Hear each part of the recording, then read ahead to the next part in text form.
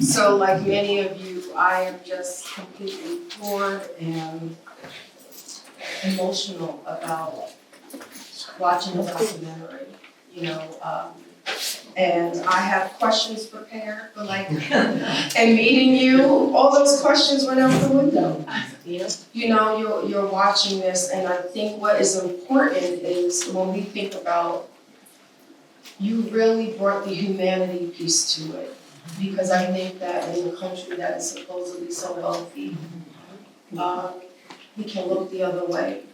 We can distance ourselves, we can forget the piece that connects all of us as human beings.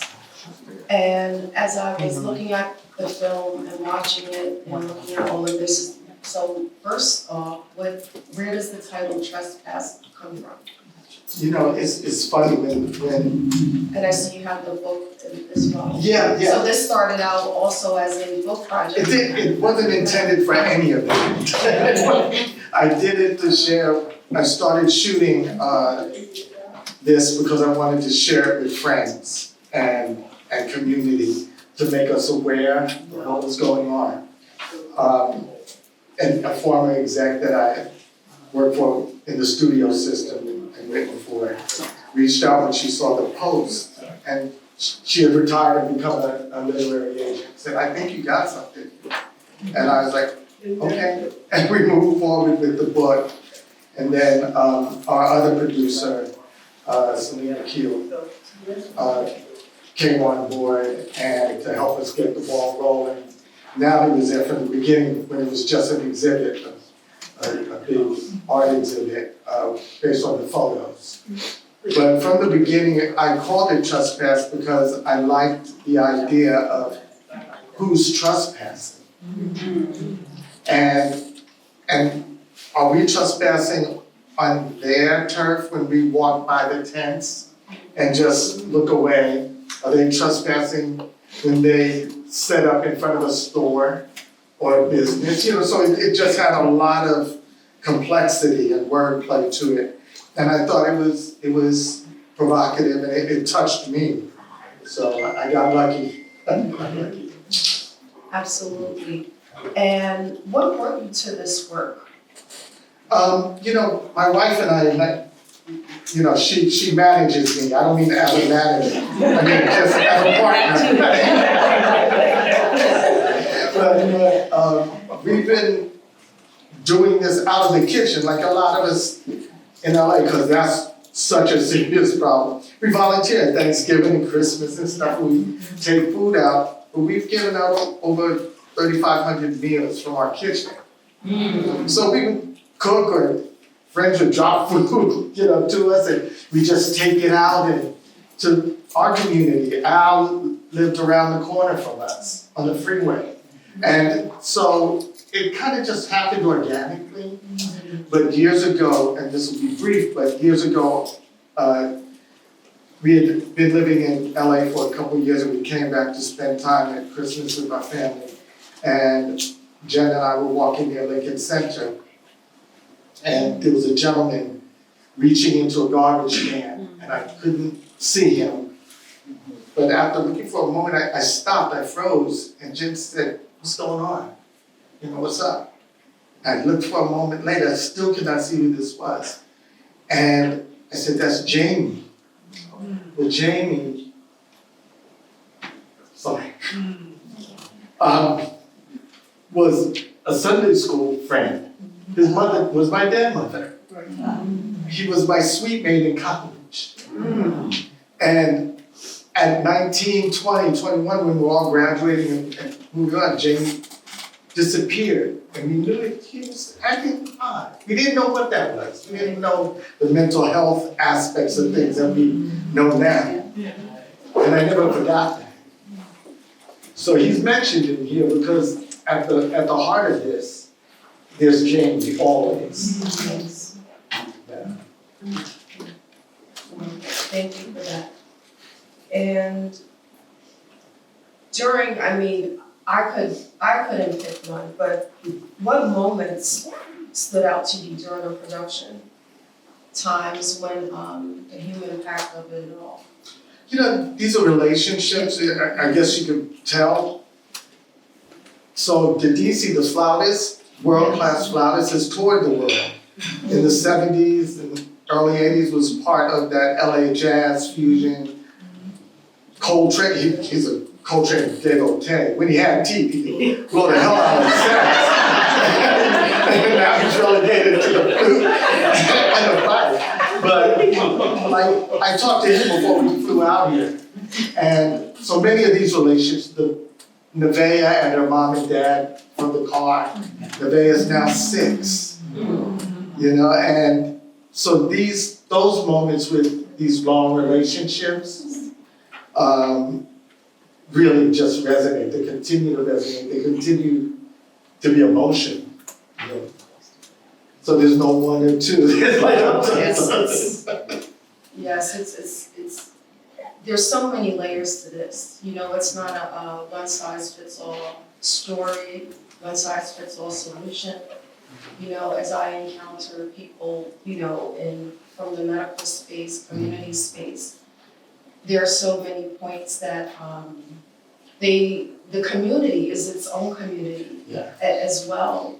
And I think a lot of times we want to rush to a solution, and sometimes we can't go immediately to that without incorporating so many different layers. And it's complicated. it's very, very complicated. And in that complication, because you are so hands-on and so forward-facing, like I said, for many of us, we know the problem exists, and we were talking earlier, my family and I had gone on vacation to LA a couple of years ago, and what stood out the most for me from the vacation, I told you, was the prevalence of homelessness. As a native New Yorker, I had never seen anything like that, and I would label it an epidemic of epic proportions. And, it could be any one of us. That's an important And I point. think that because I hear the stories as you do, and as you do as well, we hear the stories. And they mentioned working class. I was a manager. I was a world-class flutist, or a jazz flutist. I was a bodyguard for Little Richard. And then you see people and you say, what happens? We have to remember, there's a saying there, but for the grace of God, never lie. So if you could pick something, what are you hoping that people will take home from this documentary and from the work that you brought? I think, I'm glad that it touches us on a human level, right? So that we can see that they're not them, they are us, right? They are family, they are friends, they are neighbors, brothers, sisters, and all of that. But one of the big takeaways is that I think we can all do a little something, community-wise, individually. No one here is, you don't have to go write a book, make a movie. I'm a filmmaker, I'm a writer, that's what I do.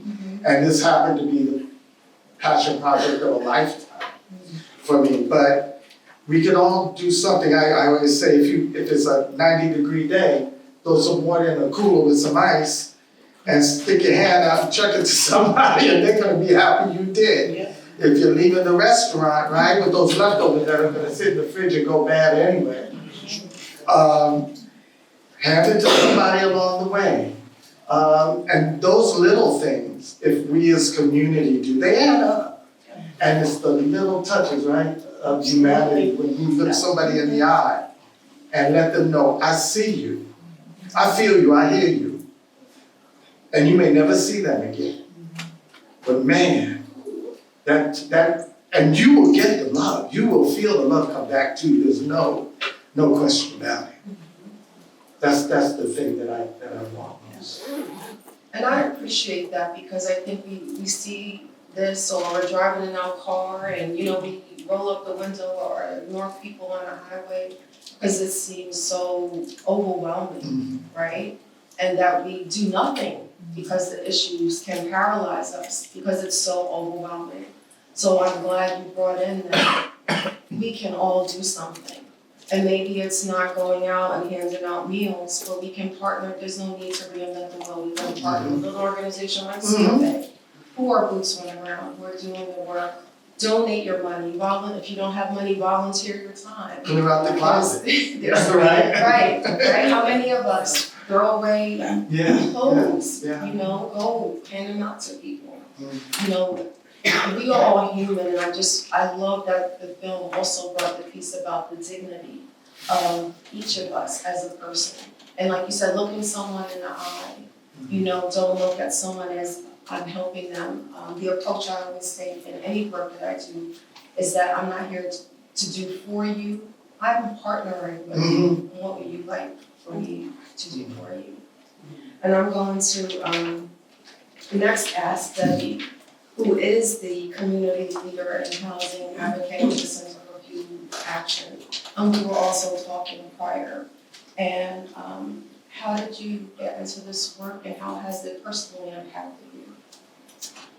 Yeah, so without going into a long story of very specifics, in 2014, and two of my kids are here today, 2014, we became homeless.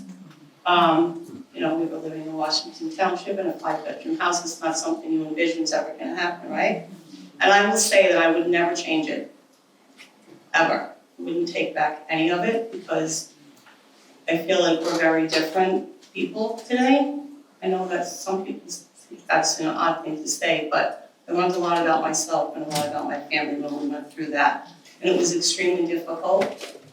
And so part of my community service, when I started receiving social services, because we were staying in hotels, and that was quite a humbling experience to go through that. Part of my community service was to volunteer for 30 hours a week, as so I felt I should. I came to Center for Food Action, and so I started volunteering there for about 1.5 years. And then I got hired, so I've been there since. I love my job, I love what I do. I always, when I started doing that, I kind of made it my own, where I always knew that whoever came to me for help, no matter who it is, I would always try to make them feel heard, because I think that's a big part of it. Like, a lot of people come in and talk to me just off the street, and I always give them a platform to speak first. And a lot of people have said to me, you're the first person that ever listened to what I had to say. So, you know, for me, that's really important. And sometimes they come back and sometimes they don't, but I try to find all the things that I learned along my journey.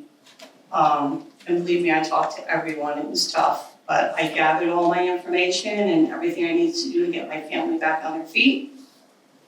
And I made sure that I always am up to date on what's happening, what resources are out there, who they're for, who can access them, how to access them. I always give that to everyone that I meet, and I hope that they share it with anyone that they meet along the way. So it, you know, the face of homelessness is very different, right? I mean, people think of homelessness and they have a vision of their head of what they think it is. But it's very different, and it can happen to anyone at any time. I'm living proof of that. You know, so I think that just a little bit of kindness and a little bit of compassion, whatever you can do to change that moment in time for that person, means everything to that person, right? If that makes sense. Because you could change someone's day just with listening to what they have to say, helping them get the resources that they need. If someone comes in, they need me to make phone calls, I'll do that. You need me to help you fill something out, I'll do that. You need me to help you find an apartment, I'll do that. Whatever you need, because I know how lonely it was for me and how scary it was for me when we were going through it, because I didn't have anybody. So, you know, it's important to make people feel that they have somebody. You know, and most of the time my clients come back. I still talk to my clients to this day, a lot of my clients. You know, they come to see me, they check in, I check in with them. So, you know, because even though things change, you get housed.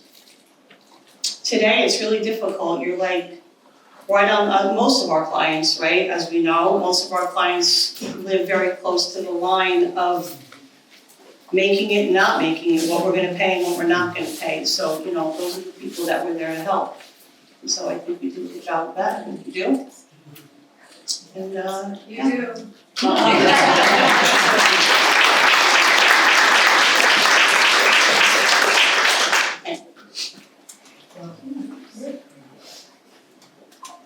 As far as with the work that you do, what do you see that's in place that works and what do you see that doesn't work? And how can community organizations partner with organizations like CFA to make sure people don't fall through the cracks because of builders?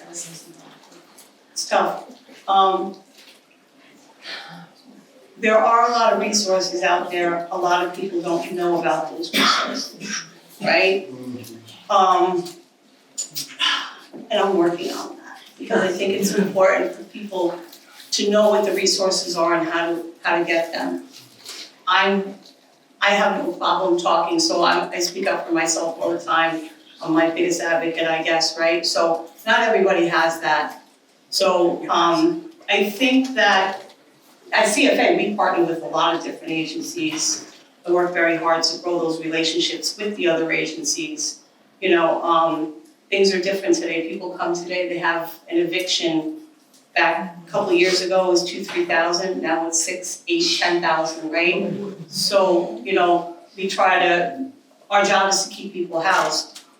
So it's getting tougher and tougher because a lot of agencies don't have the funding. So without partnering with other agencies, I'll make a phone call and say, listen, I have this family, this and that, explain the story, what do you think, can you help? Yeah, great, let's make it happen, we work together, we make it happen. What else do they need? They need furniture? Got it, we'll make the call, that's done. So without that help and without having other resources, people that have the funding or that have the things that people need, is very difficult. So today it's harder because agencies run out of money so quickly because there's so many people in need, right? Yeah. And, with food as well. And so, having awareness and letting, DCA know, and I've been down there as well, and I've spoken down there as well about what people need. There's no blame it's no one's, when something happens to someone, it could be something so small. So blaming people or saying, we should have done this and we should have done that, why did you let that happen? I don't think anyone wants to be homeless. It's just a series of bad things that happen. So having resources for people is very important. Having wraparound services is very important. Someone comes in. Could you explain wraparound services Yeah. to people? So wraparound services, like I had a client come in one day, and I could tell, she was on the brink. She was having a difficult time. So I asked her, and I always try to make people feel comfortable when they come to see me, so that they feel comfortable talking to me. And I share my story all the time. I'm not embarrassed by my story. So, I can tell, and I said, do you want to speak with someone? Would it help? I can help you do that. We'll make a phone call. And I did. I called CBH Care. I gave them her number, they called her, I hope she followed through. I never saw her again. But, I hope I gave her the resources that she needed at that time, and if she followed through, I hope she did. But there are some people too that, going into the shelter is very difficult. The shelter is very structured and has rules, so people don't want to be in the shelter, And I get that too, and people say, they don't want to go in the shelter, so, well, there's a reason why maybe someone doesn't want to go into the shelter, right? They have a pet, they don't want to leave the pet behind. They have some kind of form of a phobia. Or a mate that they won't Yes. allow to Correct. accompany. And another thing with that is, and I can speak for myself with that, is when we were going through homelessness, my son Christopher, he was over 18 at that time, right? And I don't think Christopher minds, but he was having seizures at the time. And so they wanted him to separate from me. Put us in the adult shelter since, they were gonna put us in the family shelter because my younger son was young enough to be in the family shelter. that they weren't allowing him to be in the family shelter. So they wanted to break us up, and I'm like, well, he'll have to find, and this is where couch surfing comes in, he'll have to find the couch. And I go, where might that be? Who might that be? And why would I not have my son with me, or a family? We should be a family together. So we didn't take that option, and that was the reason why, right? So we kind of figured it out for ourselves. And, you know, looking for cheap hotels and moving around until I could find services for us to get out of that situation. But wraparound services are important because without those wraparound services, which again, most people don't know about, you know, it takes you from step A to Z, right? So you start here, you move there, you need this is where you get that. And so we make it a point to make sure that happens for people at CFA, that they have those services. So my next question, because the statistics are showing that, and we can see all around us that homelessness, the unhoused, is ever increasing in urban areas, suburban, rural areas. And it'll get to a point where we can't ignore it, you know, for those that do want to look away. So those encountering, and this is a question that perhaps the audience has, that would be my first question is, where can we find these resources that you speak of? Is CFA a good site to access those sorts of resources where we can step and say, you brought up someone that's behind on their rent, they're in a government freeze, they don't have a paycheck coming in, they can't get to work, there's no gas to put in the car to get to work, they're a paycheck away from homelessness. We hear that so often. So before they get to being unhoused, where can we access websites? And you're coming from California, where some people are coming from New York, or here in New Jersey or Bergen County. Is there a federal website or? There is no guidebook, right? Because these all Working on that. There is no guidebook for people to say, this is where you start, this is where you go. And I will tell you that it's very difficult work, and I understand. You will go to certain places and you will not feel very good about yourself, right? So, you know, keeping that in mind, it's always, even if you're having a really bad day, just kind of remember that they're having a worse day, right? So you've had bad days, they're having a bad day, so just make sure, I always try to make sure that when I speak to people, I don't speak down to people, I don't speak to people, I try to listen. So yes, there are places people can go. At Center for Food Action, we help people with evictions, we help people with security deposits, we help people with rent to get into a new place. We do utility assistance so that you keep your lights and your water. There's poverty guidelines, you know, for all those things. We get grants and we have to follow those guidelines. Sometimes we have private money and we try to help those that don't meet those guidelines. Unfortunately, there's not a lot of that going around, you know, it's tough. Yeah. So, you know, there are churches that we partner with as well that have a little more leeway. We direct people in that direction too. A lot of churches, I notice, are stepping into that space now. It's very good, and so we try to develop relationships with those churches. Nicholls Community Baptist is one of those amazing churches that, you know, I've never seen turn people away. So, you know, there are resources. You can Google things, you know, but they're not always up to date. Things, you know, you look things up and you go to places and then you get, you know, by the time people get to us, they're so traumatized and they're so like, you know, are you gonna give me another no? Like, I've already been told this and I've already been told that, you know, and I get it, because I've been there. So, you know, I'm always trying to have updated resources for people. There really isn't a great place for that to happen, unfortunately. And now with the budget being what it is, all the resources are fewer. Yes. You know, those that Yes. have stayed open are getting less. Yep, and we just did a meeting with the DCA and they talked about those budgets for 26 and 27 and it looks very different from what it looks like now and it's not great now. Yeah. So, fundraising and doing whatever you can, having awareness, people to know what's going on, like your film, which what late to, Well, you know what's so important as well, policy. Yeah. We have to look to our policy makers. yes. And Yes. that's, It's hard to get to that space It to is. change policy, it's it's right, really it is, difficult, especially now. especially now. But we really have to find ways to insert ourselves in that lane. People need to use their voices That's right. more often now than before, because without Yeah. those voices, people don't get heard. Yeah. Things don't change, We right? just We found- want change, we want to do the Right. best we can for people, I always want to do the best I can for anyone that I need, You so know, it's hard. organizationally, we just completed a homeless count, which happens every year. Yeah, the pig count, Yeah. Yes. And the point in months time. after it happens, they found out it was 30% Yeah, that's more not an than accurate was count. what- Yeah, it's never an accurate count. It's not an accurate count Yes. because they do that count and they only count where they slept the night before.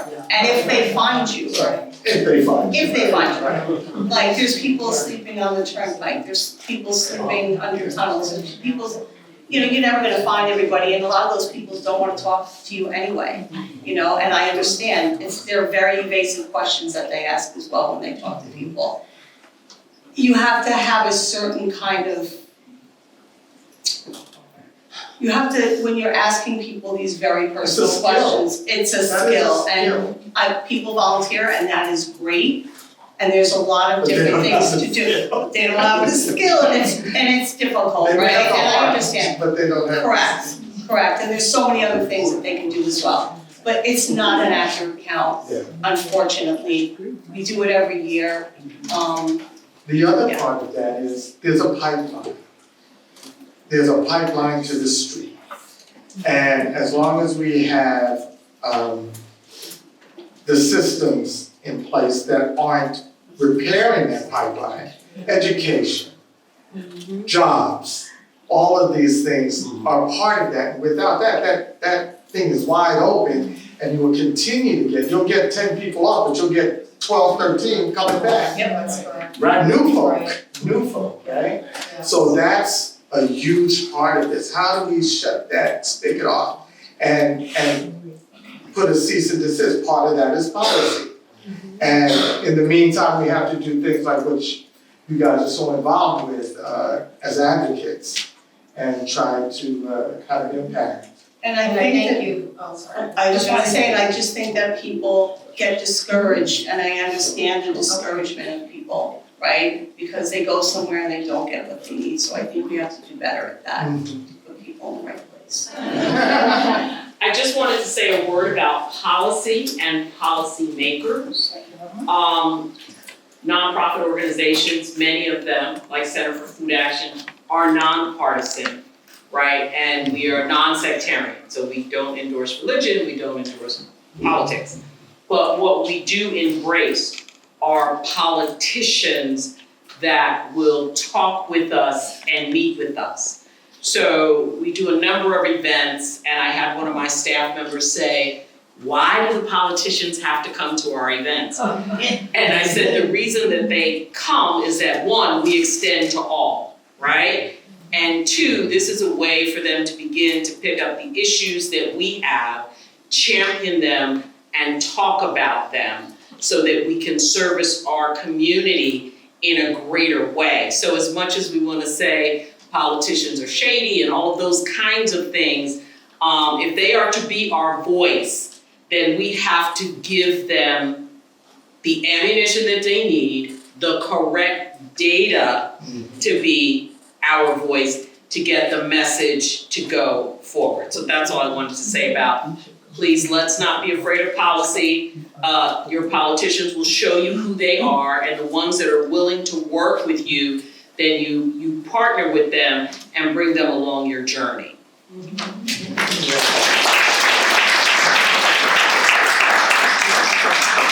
And I would like to say, thank you as someone who works and has volunteered with the Center for Food Action. I wasn't even aware that you provided all these additional resources. So I think it's important that we share with those that we know, we get the word out. And also donate, you know.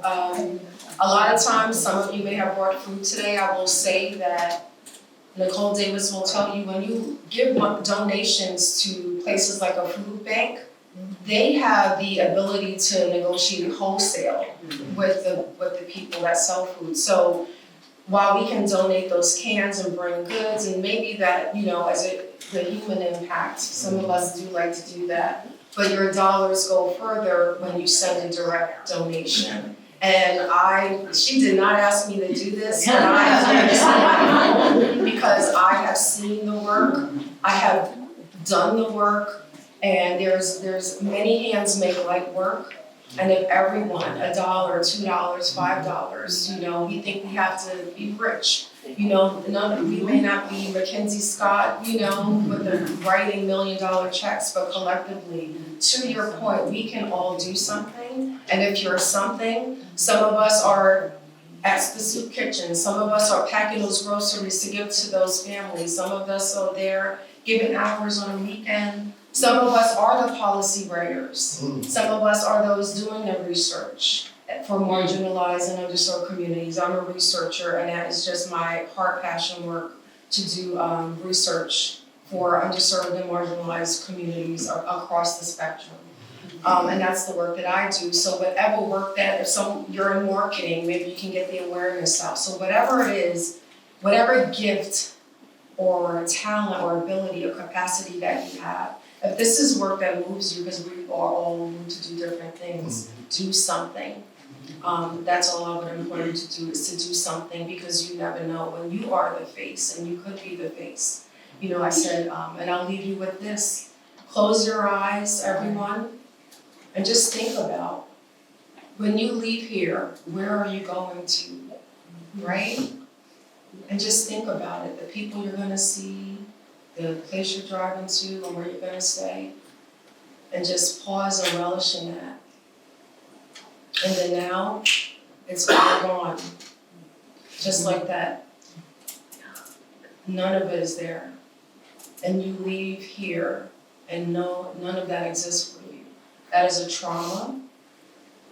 As a medical professional, a lot of people who are unhoused and experience mental health, we can become judgmental, but it is a trauma. There's PTSD attached with that. And to cope, there are so many issues that I won't get into, but if you see someone and they look like they're impaired, sometimes to cope, people do things to cope. You don't have access to CVS because CVS doesn't have an address for you, but you might have access to that person who can give you something to help you cope. So I will just say, let's leave the judgment, embrace empathy, and remember the humanity that exists in each and every one of us.